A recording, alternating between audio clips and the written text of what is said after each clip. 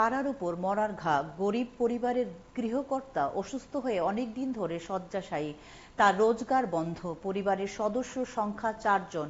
2 মেয়ের পড়াশোনার খরচ আছে তার উপর। এদিন ভোরের কালবৈশাখী ঝড়ে তাদের ঘর ভেঙে গেছে।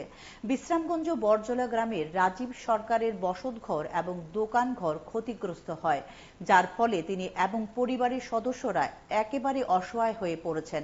বুঝে উঠতে পারছেন না তারা ভাঙা ঘরে কিভাবে থাকবেন। সরকারি সাহায্য না পেলে পরিবারটির না খেয়ে থাকা ছাড়া বিকল্প নেই।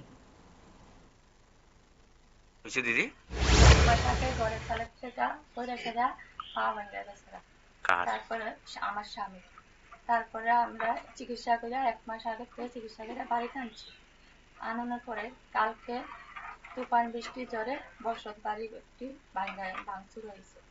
আমি এখন আমার 2 সন্তান, মেয়ে সন্তান 2 জন, আর স্বামীকে নিয়ে কিভাবে সংসার চালাবে, এই জন্য আমি একটু সরকারের কাছে প্রতিদিন হয়েছে। আমি এটা আমার অনেক দায়ী। ঘরে জল ঢুকছে, ঘরে কালকে হাঁটু সমান জল।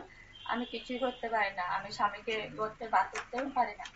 কিভাবে স্বামীকে বার করবে, আমি হতভাগা হয়ে গেছি 2টি বাচ্চাকে নিয়ে।